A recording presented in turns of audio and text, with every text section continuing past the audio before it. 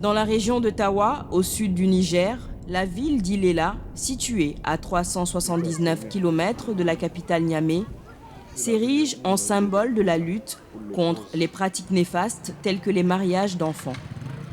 La lutte est menée sous l'impulsion du chef de canton, Yacouba Abibou Oumani.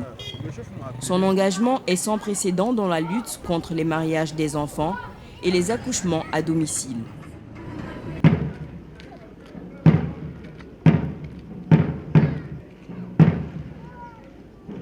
Très respecté et très écouté des populations, lorsque son tambourinaire convoque une réunion, hommes et femmes répondent à l'appel. Nous l'avons retrouvé dans son palais à la chefferie de Massarawata Sarkin Ader, en pleine réunion sur la problématique des mariages précoces. Yacouba Abibou Oumani dirige au moins 200 chefs de village qui dépendent de son canton. Ils ont été mis à contribution lorsqu'il a publié 2 circulaires depuis 2017. La première interdit le mariage des filles avant l'âge de 18 ans, la seconde les accouchements à domicile. On a eu un nombre important de mariages où les jeunes filles se révoltent. Et maintenant, on a cherché à savoir c'est quoi. On a dit, maintenant, c'est parce que ce n'est pas de leur consentement, ce mariage-là. Maintenant, par rapport à la formation, on a appris que, parce que c'est en cela même que j'ai compris la maladie, la fistulise là, on dit que c'est parce que la fille n'est pas assez mûre, c'est pour cela que tout ça là. J'ai dit, mais pourquoi nous on va continuer à laisser nos enfants aller et toujours à l'hôpital, tout ça là. Une fois on a fait une tournée à notre hôpital, on a trouvé 7 filles, même leurs parents propres ont fui, à plus forte raison les parents du mari. Donc c'est tout ça là qui m'a poussé à faire une réunion d'ensemble comme celle-là que vous avez vue, et ensemble avec toute la population, on les a convaincus par rapport à ce qu'on va faire. Donc c'est suite à ça que j'ai pris la première note pour empêcher tout celui qui ose, pendant ça fait son problème. Les populations informées se sont pour la plupart conformées à ces circulaires ayant permis le renvoi ou l'annulation de mariage d'enfants. Il n'y a pas eu de réplique parce que toutes les 2 familles, on les amène. Celle du mari et celle de la jeune fille. On les met devant les faits. On les explique maintenant les différentes maladies ou bien les différents machins qu'ils doivent avoir entre 11 ans jusqu'à 16 ans.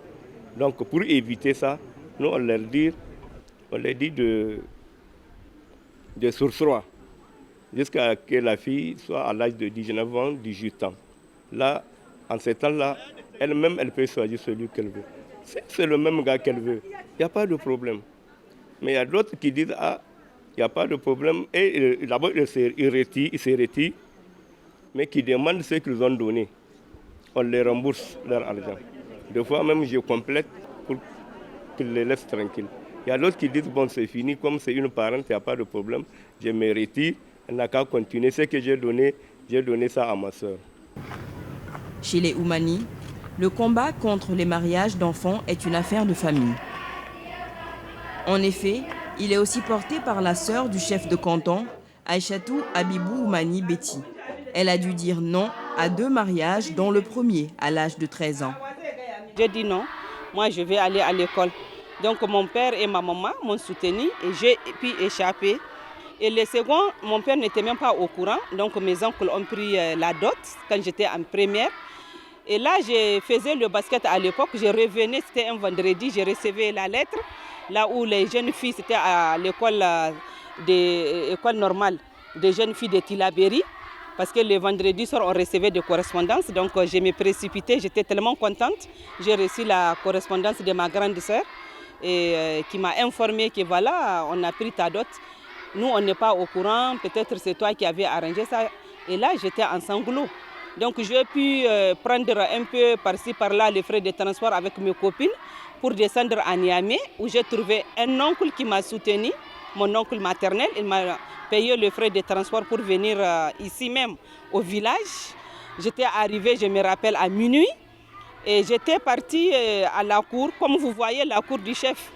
Donc là, j'ai trouvé tous les oncles avec leur turban. J'ai dit, mais écoutez, je suis venue pour que vous restituiez la dot parce que je ne me marie pas. Je vais continuer mes études, je ne vais pas perdre 12 ans de scolarité. Ancienne ministre de l'enseignement secondaire et actuellement présidente du Conseil de régulation des communications électroniques et de la Poste, elle dirige aussi un centre socio-éducatif pour les jeunes grâce à son ONG Nder Lelawal. Je ne vais pas laisser ce phénomène entraver la chance que les filles ont de fréquenter l'école. Et c'est pour ça que j'ai eu vraiment l'amour de créer ce centre. Parce que j'ai une ONG qui date de 1996.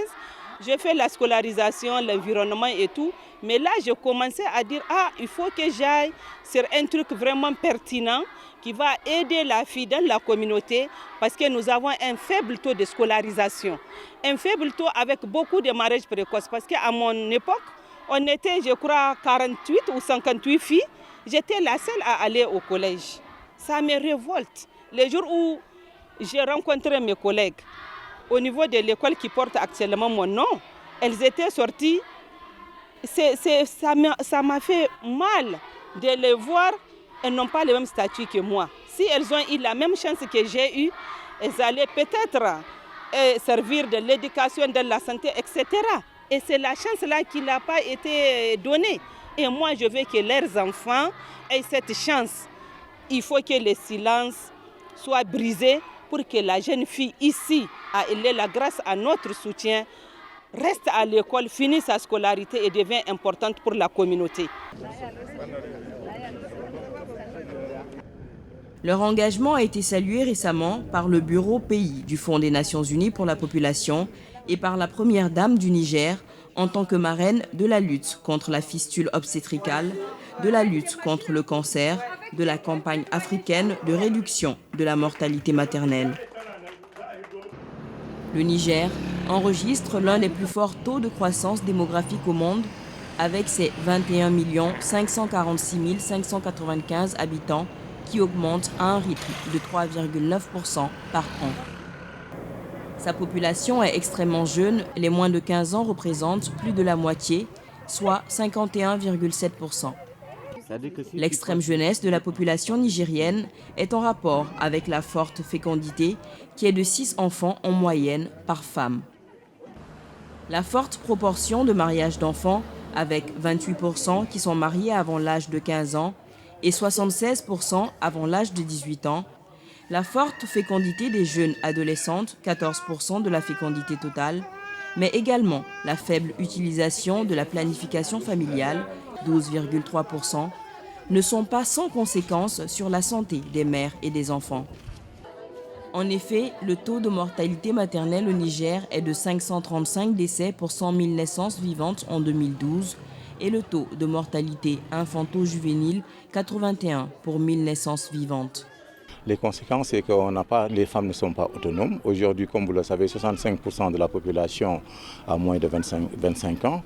Aujourd'hui, plus de 50% ont moins de 15 ans et les jeunes filles constituent la majorité.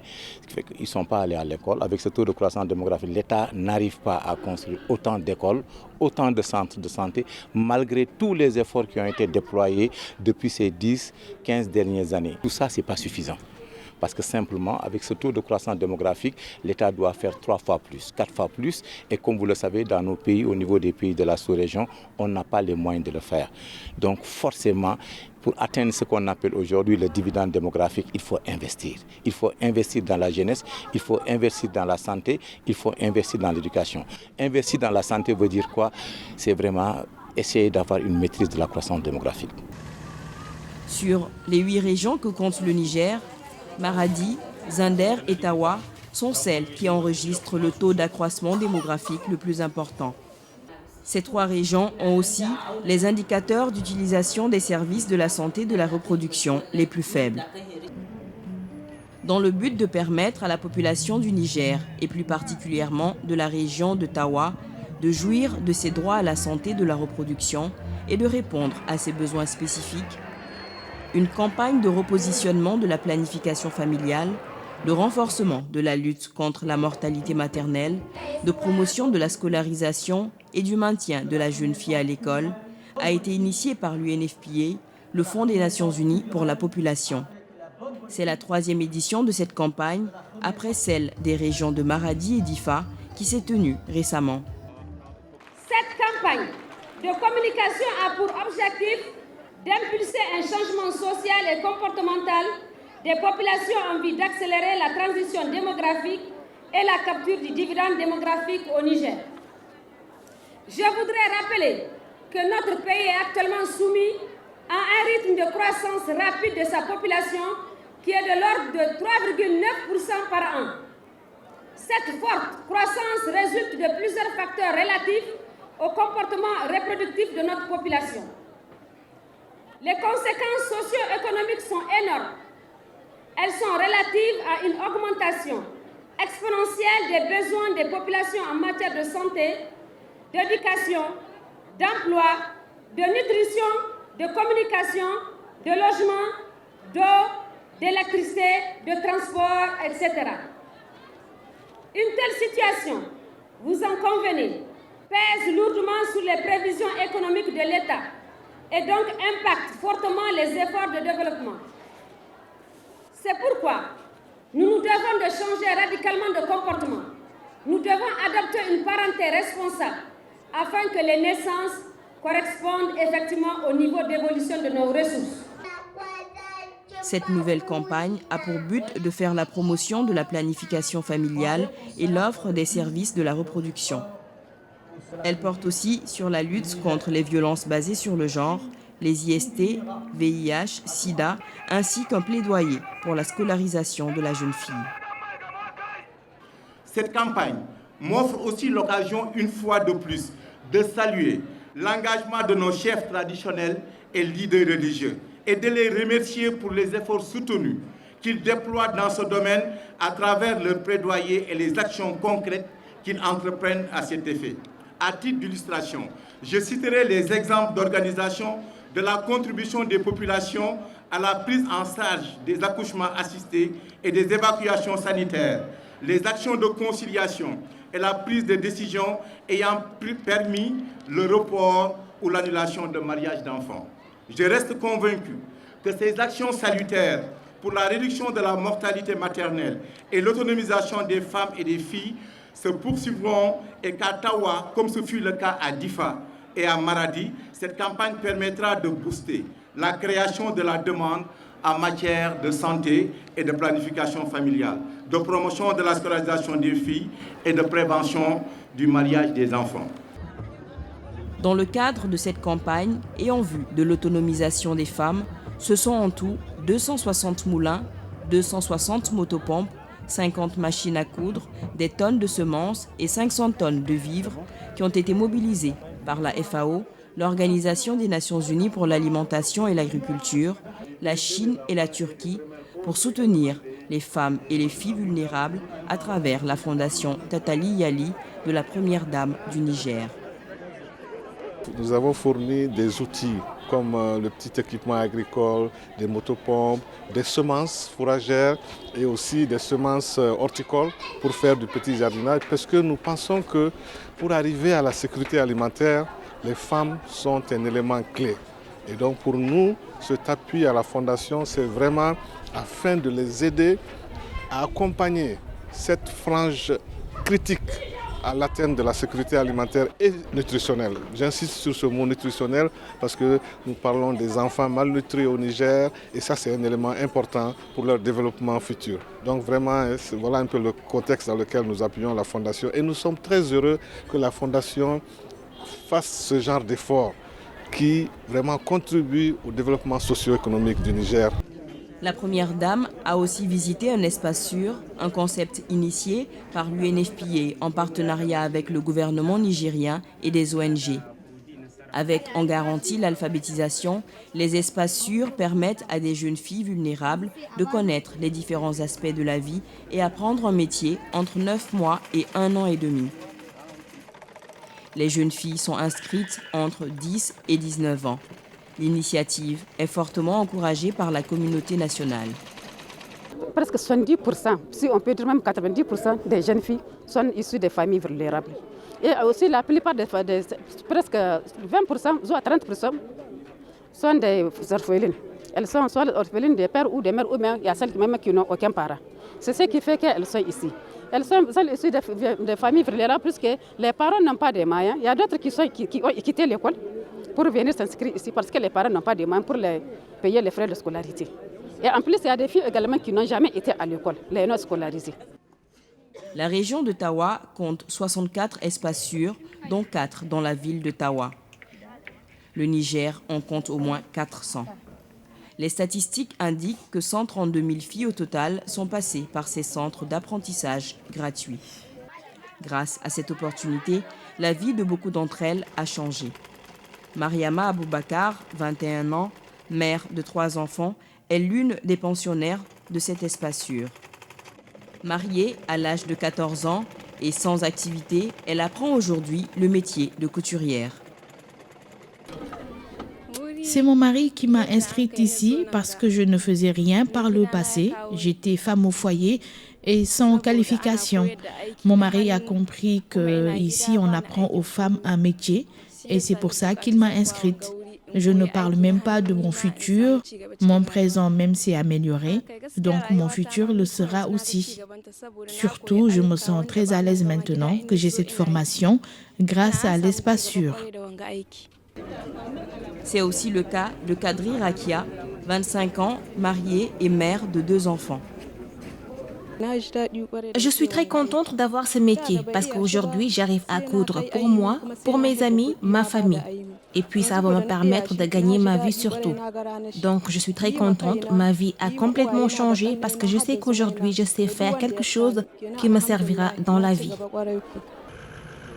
Nous sommes au CSI, le Centre social intégré de Wadata. Comme partout dans la région de Tawa, la campagne pour l'offre de services de planification familiale et de santé de la reproduction est organisée durant 3 semaines. Les femmes viendront, comme ce matin, se faire consulter et différentes méthodes contraceptives leur seront proposées gratuitement. Dans le domaine de la santé maternelle et de la reproduction, les centres de santé intégrés sont appuyés par l'UNFPA et le ministère de la Santé publique en dons de produits contraceptifs et médicaments vitaux pour la santé de la reproduction, le renforcement de capacité du personnel en santé de la reproduction, la sensibilisation pour la fréquentation des centres de santé à travers les écoles des maris, les équipements en santé pour les soins obstétricaux et néonatals de base ou d'urgence. L'UNFPA appuie une vingtaine de centres de santé intégrés rien que dans la région de Tawa. Dans ce centre, on pratique jusqu'à 120 accouchements par mois. Cette femme, emmenée en salle de travail, est à sa 6e grossesse. Quand elle va accoucher, on va beaucoup mettre le point sur la PF. Si elle accepte, on va faire ça dans la salle d'accouchement. Et si elle n'accepte pas, on va lui dire d'aller revenir 1 semaine après. Et ensuite, on va insister encore pour la PF. Et ensuite, on va lui dire d'aller revenir. Et si elle accepte, on fait directement la PF. Les avantages, il y a beaucoup d'avantages. Parce qu'il y a certaines femmes qui partent à la maison et ne savent pas que même quand tu accouches, tu peux contracter la grossesse facilement. Mais maintenant, dès la salle d'accouchement, si elle accepte, il y a beaucoup de méthodes qu'on va lui proposer. Si elle accepte, elle peut prendre. Et il y a beaucoup de choses vraiment qu'elle va bénéficier parce qu'elle ne risque pas de tomber enceinte. L'innovation de cette 3e campagne de l'UNFPA, c'est le principe du tutorat développé sous le leadership du ministère de la Santé publique avec des sages-femmes expérimentées, recrutées à plein temps comme tutrices pour encadrer des prestataires au niveau des centres de santé intégrés. Nous nous sommes rendus à la maternité de la commune rurale de Bazaga, district de Birkinkoni, dans la région de Tawa. Ici, la tutrice observe en cette matinée les activités de la sage-femme en formation et apporte des corrections aux besoins. Toutes les activités qui concernent la santé de la reproduction PF, je suis là pour la superviser, pour l'encadrer et pour la former. Je vois qu'est-ce qui va, qu'est-ce qui ne va pas. Là où ça va, j'ai le courage à renforcer dans la même lancée. Là où ça ne va pas, je vais essayer de l'encadrer et de l'aider à pouvoir bien faire les choses. Donc aujourd'hui, comme d'habitude, on reçoit les femmes qui viennent à la CPNR, à la consultation prénatale recentrée et puis la planification familiale. Présentement, quand vous êtes venus, vous nous avez trouvé avec une femme qui est venue pour la planification familiale. Et heureusement pour nous, c'est une femme qui vient pour la première fois. Sous ma supervision, elle a fait rentrer la femme. Elle a posé des questions à la femme pour savoir quelles sont les méthodes contraceptives qu'elle connaît. Elle a cité 3, la pilule, l'injectable et puis la méthode de longue durée, l'implano ou le Jadel. Et après, elle lui a montré la mallette. Ça, c'est un vent, sinon c'est ça qu'on appelle la mallette. Elle lui a montré la mallette où il y a toutes les méthodes contraceptives. Elle lui a expliqué toutes les méthodes avec leur mode d'emploi, comment les utiliser, quand est-ce qu'il faut les utiliser. Donc, elle lui a montré toutes les méthodes et la femme a choisi la méthode injectable. Et maintenant, c'est ce qu'elle est en train de lui faire. Elle va l'enregistrer, elle va lui faire un interrogatoire pour savoir ses antécédents chirurgicaux, médicaux, pour pouvoir lui prescrire la méthode. Parce que s'il y a contre-indication, on est obligé de reprendre le counseling, l'entretien individuel, pour pouvoir permettre à la femme de changer. Parce qu'en PF, la femme choisit, on ne l'impose pas. C'est à elle de choisir sa méthode en toute sécurité. Au bout de 6 jours d'encadrement, la tutrice se rendra dans un autre centre de santé intégré pour continuer à former. On a mis en place un système de tutorat. Comme vous le savez, dans la plupart de nos pays, la qualité des prestataires de santé. Souvent, il y a plusieurs écoles de formation, le recrutement se fait, mais souvent, comme la technologie contraceptive, il y a certains infirmiers ou sages-femmes qui n'ont pas encore cette compétence pour le faire. Ils sont recrutés, ils sont là, on n'y peut rien. Qu'est-ce qu'on fait? On a mis en place ce qu'on appelle le tutorat. Le tutorat, sous le leadership du ministère de la Santé, UNFPA appuyé, a recruté 40 à 50 sages-femmes qui ont vraiment fait, par exemple, juste pour te donner 1 ou 2 critères, il faut faire plus de 1000 accouchements pour être retenu. Il faut poser un certain nombre de DU, de Jadel et autres. Donc sur cette base, on a eu plus d'une 50aine de sages-femmes qui sont là, recrutées avec des indemnités sur le terrain et déployées. Ils seront déployés au niveau des CSI, pas en poste fixe. Ils seront là, par exemple, ils vont arriver à un centre de santé, ils vont rester 1 semaine avec le personnel pour améliorer. C'est ce qu'on appelle la supervision formative, améliorer un peu les compétences, regarder et si tout est OK, ils vont passer à un autre CSI. Et aujourd'hui, on va le faire à travers cette campagne, mais on ne va pas rester là, on va continuer. Ce sera des activités après campagne qui se feront régulièrement dans l'ensemble des régions de ce pays. Et nous pensons que dans 1 an, on va faire le bilan et je reste convaincu que les résultats seront là.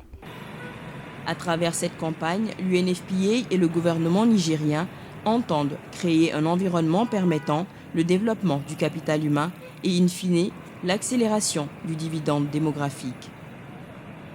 L'innovation dans cette nouvelle campagne, en général, on a l'habitude de venir, on équipe les centres de santé, on forme les sages-femmes, on achète des équipements, on donne les produits et on est là, on attend tranquille la demande. Les résultats ne bougent pas. L'innovation aujourd'hui, c'est d'aller les oublier, ce que j'appelle les oublier. C'est les chefs traditionnels, c'est le niveau communautaire. Comment amener le niveau communautaire à créer la demande? Comment amener les chefs traditionnels? Vous avez vu tout à l'heure, vous avez été à Ilela. Vous avez au moins 200 chefs de village qui étaient avec le chef de canton. Vous avez entendu un message très fort qu'il a lancé. Il a pris 2 arrêtés administratifs. Je parle d'arrêtés en tant que chef de canton. Il a ce pouvoir. Le premier arrêté, c'est que dans son canton, il n'est plus permis de faire des accouchements à domicile. Tous les accouchements se feront au niveau des centres de santé. Ça, c'est le premier arrêté. Le deuxième arrêté, dans son canton, il est interdit de célébrer le mariage des enfants. Et il en a annulé pas mal, vous l'avez entendu dans son discours. Aujourd'hui, on l'utilise. Il doit booster les autres chefs de canton. Il doit les amener à faire la même chose, à prendre les mêmes actes et à y croire. Et aujourd'hui, l'innovation, c'est comment utiliser ces chefs de canton, ces chefs de village, comment on les appelle encore, ces marraines, pour aller ensemble, créer la demande et faire passer ce message. Et ça, c'est extrêmement important. Et là, vous avez vu, on a plusieurs ministres qui sont venus nous accompagner. Il y a la première dame qui est venue nous accompagner. On est au dernier kilomètre là où je vous parle aujourd'hui.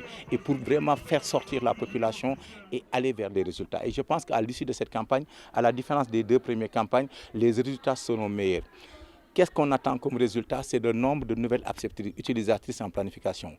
Qu'est-ce qu'on attend comme résultat? Le Niger est à au niveau moyennement à 30%, 36% d'accouchement assisté. On veut aller vers les 80%.